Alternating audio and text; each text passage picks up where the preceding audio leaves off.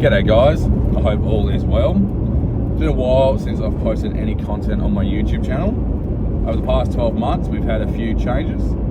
My partner and I have welcomed a new member to our family, my little baby boy. We've also moved towns, started new jobs, and yeah, so a few changes has made it a bit difficult to get out and film content or even try and attempt to post anything on YouTube.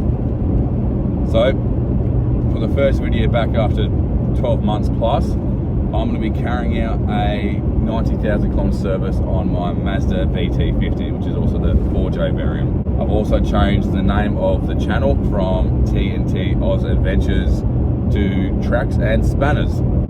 The reason for that is because I'll be primarily just posting videos on any maintenance I do on vehicles, builds, hopefully in the future, and any accessorizing, and then of course full driving, camping, and a bit of fishing. So let's get to it. I'm on the way to the shed now.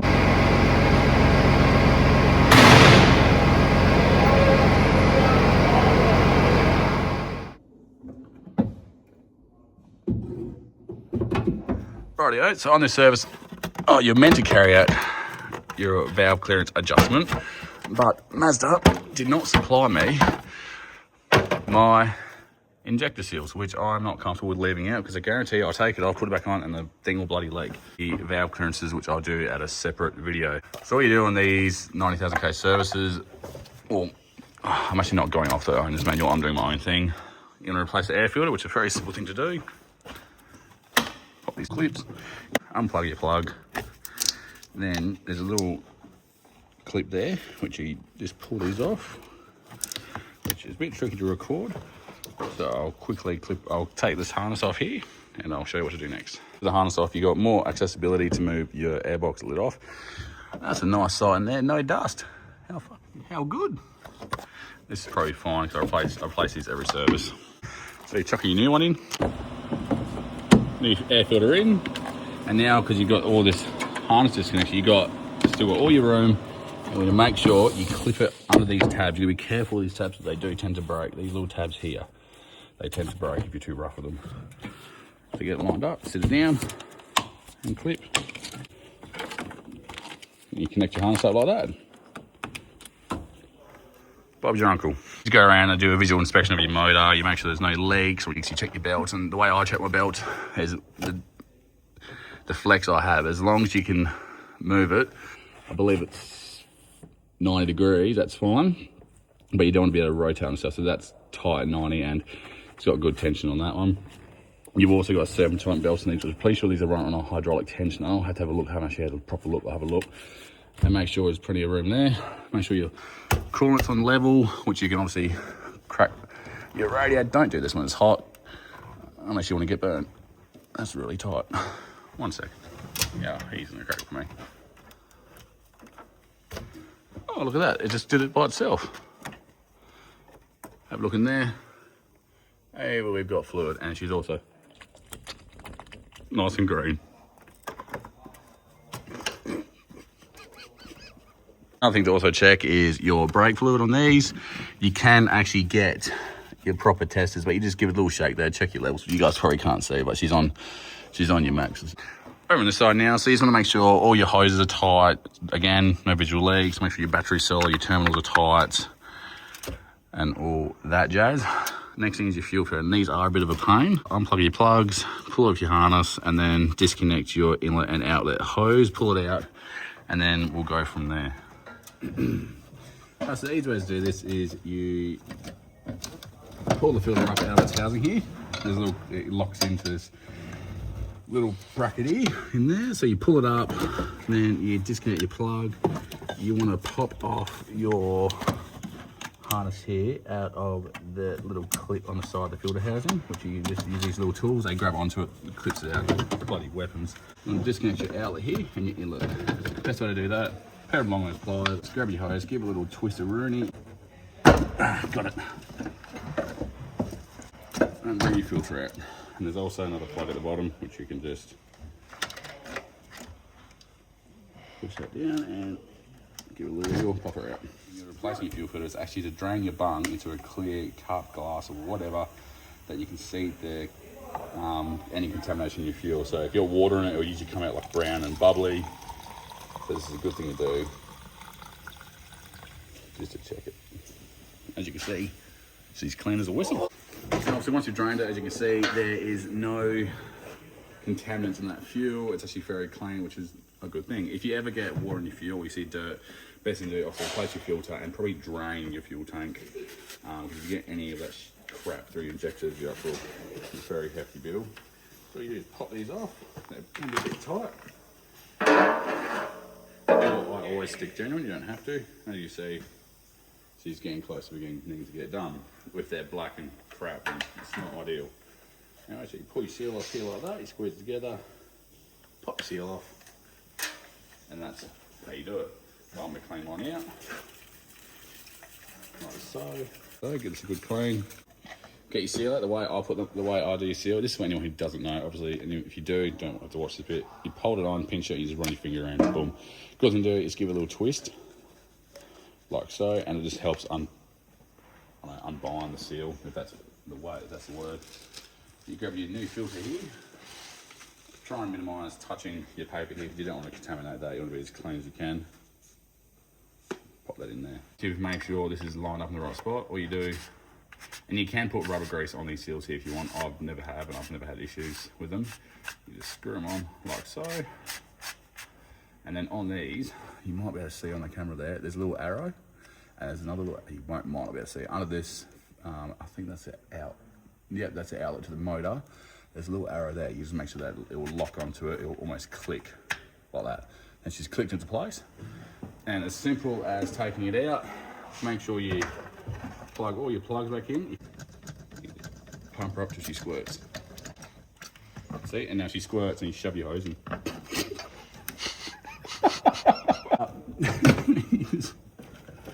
Click it back in and you prime it up, and you know it's primed when the plunger goes nice and hard. Yep, yeah, that's fully hard. Now, another good thing to do is to make sure later on you can clean this area, pump it up, make sure there's no legs coming out of your lines. Once again, plug it all back in. The big girl goes into there, clip goes into there. And that's your fuel. Now, under the vehicle, to gain access to your sump, you want to take off this front brass tray here. And while we're at it, we'll take off this brass tray as well, which I'm pretty sure is buggered. Yep. That's not what you want, is it? So, but in another video, I am actually going to be replacing these. So we'll start with that. We'll take this off and we'll move on. The bash tray is removed. You now can gain access to your sump, which I've just seen. I've actually got a bit of a rear main seal leak, but nothing too major. So I'll monitor that one. Also, I've noticed I've actually also got a gearbox output transfer input seal leak. So I'll see if I can get that through Mazda to get it done under warranty, as this is still under warranty. So what you want to do first is crack your sump bung washer, which these are a 15mm. While you're serving your vehicle, it is a good idea to check over all your bushes, especially suspension bushes. Double check your U-bolts and your leaves are tight if you've got a leaf sprung vehicle. I have noticed my leaf springs are a bit unhappy. They're a bit flat there. Oh no, they're a bit better. They're very unhappy. So I have to upgrade these to a heavier spring. So you check your bushes. You can actually check your brake shoes, the depth through this little inspection hole here. You just take that little rubber grommet out and you can inspect that. But I'm actually going to take these drums off and give them a cleaner look. I'm pretty sure these are actually due for being replaced, but I want to hold off on them if I can, because I've got a trip coming up which will be involved in a lot of mud, and mud chews your brakes. So I'd rather keep them in there until after that. You check your uni joints. The way you check your uni joints, you have one hand on one side, one hand on the other, and you give a little twist and see if there's any play. But I've just checked these before, there's minimal play. Make sure all your exhaust mounts are tight. Give your exhaust a shake. Make sure your exhaust mounts are tight. Nothing's loose or floppy or disconnected or cracked or snapped. Just a general inspection of the vehicle. Mine has got grease. It's a bit wet under here, but I have got greasable pins and shackles, so I'll be greasing them up. And you also want to grease your tail shaft. And then you just do a full on front to back inspection. Check your brakes. You want to check for any play in your sway bar links or any play in your rack links. Make sure they're all tight, or tight ends as you want to call them. And you just do it front to back, check over everything. and we'll continue on from here. So now this oil has pretty much finished draining. I'll clean the sump bung, chuck the new wash on and lob that in, and then we'll drain my oil filter, which on these are underneath these front bash trays here. So I'll take this off for you and we'll get onto that. With this front tray removed, you can now gain access to your oil filter right here. These do have a little pan here that allows it to drip down. So I'm gonna try and crack it with my hands, which I should be able to. Yeah. Yep. Because you do not need to do these stupid tight. You honestly do not. And you want to put a fresh bead of oil on the oil filter when you're sounding back in, so it stops it from binding up like that. So allow that to drain. Right, with your brand new oil filter here, all you want to do is with a nice clean hand, you want to get a drop of oil onto your finger and rub it around your O-ring here. I've already done that, I just forgot to record. And then what you want to make sure you do also inspect is that the face of where your oil filter goes, you can't quite see, I haven't got any lighting, I do apologise. You're gonna make sure that face is nice and clean. The way I do it, you can spray a brake cleaner, give it a wipe with a clean rag before you put your new oil filter on. So we'll chuck the new oil filter on, which you wanna be careful, you don't wanna put it onto you don't wanna hit your seal or anything. Spin that on there, get it to find the thread, and then you just spin her on like that. And you don't want to go stupidly tight. Obviously, everyone has their own strengths, but I don't go too tight. Just give it a bit of a nip up, like so. And another thing you do, you can actually take these off. These have a little clip. I'm not sure, no, you're not gonna see anything. These have a little clip to hold these drain trays in, so you can actually pop these off and give them a good clean. So I'll do that now. I've got this little drain tray, as you can call it. All you gotta do is pop out this little clip here, and then I'll allow that to come off from your cross member there. So we'll give this a clean in 3, 2, 1. Look at that, nice and clean. That's just brake cleaner, by the way, that's not oil. So now what you do is you slide it up here. Sorry, it's a bit noisy in here, it is a workshop. You slide it back in, and then you just feel around, and then you can pop your clip back in, and then they'll be locked in like that. So we're going to be checking the condition of my drivetrain oils. So we'll start at the front diff. All you do is crack your top bung here, dip your finger in it and see what the condition is like. So this is a 24 mil, so we'll crack that now. I'll try and record it, but I don't like my chances. Rightio. Oh no, beautiful. So crack that off nicely. Take this bung out.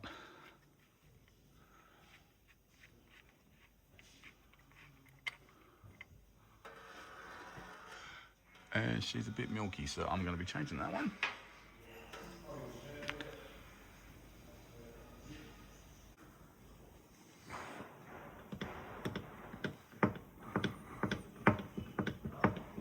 Once you've finished filling your diff up, allow it to drain out. Don't put your bung in when it's pouring out, because you're going to have too much in there, the hot level's too high, you're going to cause pressure and you'll blow your diff seals out. Good sign, my rear diff is nice and clean. So we'll drain this. I'm going to do all the drivetrains. So I've done my front, I'm going to do my rear, going to do my transfer. I'll check the auto.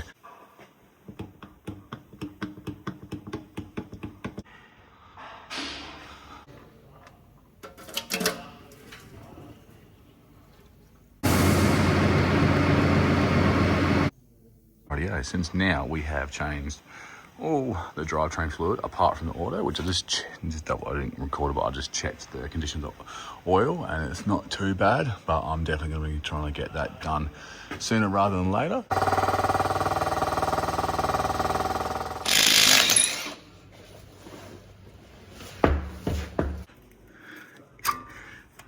Ooh. The brake pad's starting to get a little bit low, so at my next service, these will make the next service, I'll be replacing brake pads and going to slotted rotors.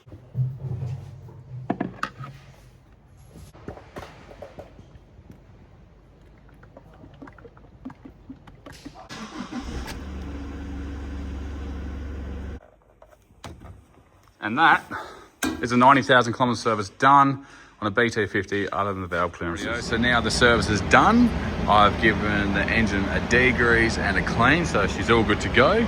So just it's a 90,000 kilometre service. I wanted to do the valve clearances today as well, but Mazda did not supply me the injector seals that are inside the rocker cover. And I called up Isuzu and they went, oh, sometimes we just don't replace them. We replace them when they're leaking. Don't agree with that. I'd rather just replace them. So I've ordered them, so I'll pick them up next time I'm in town. So we did the engine oil and filter, air filter, fuel filter, the front diff oil, rear diff oil, and the transfer, and I inspected the gearbox oil. That gearbox oil I'm planning to get replaced by a specialist when I do the valve body upgrade and possible tuning stuff and deletion stuff. So the vehicle's done, degrease the engine bay, and that's it.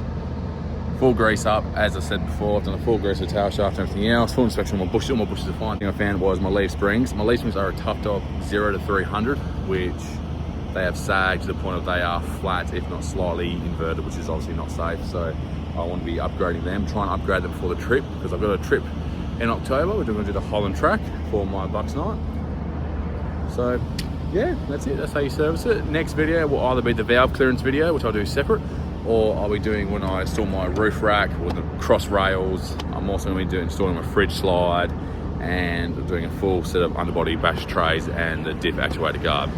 So there you go. Hopefully this video wasn't too awkward or anything like that. So enjoy it, and if you want to watch more, like and subscribe. Cheers.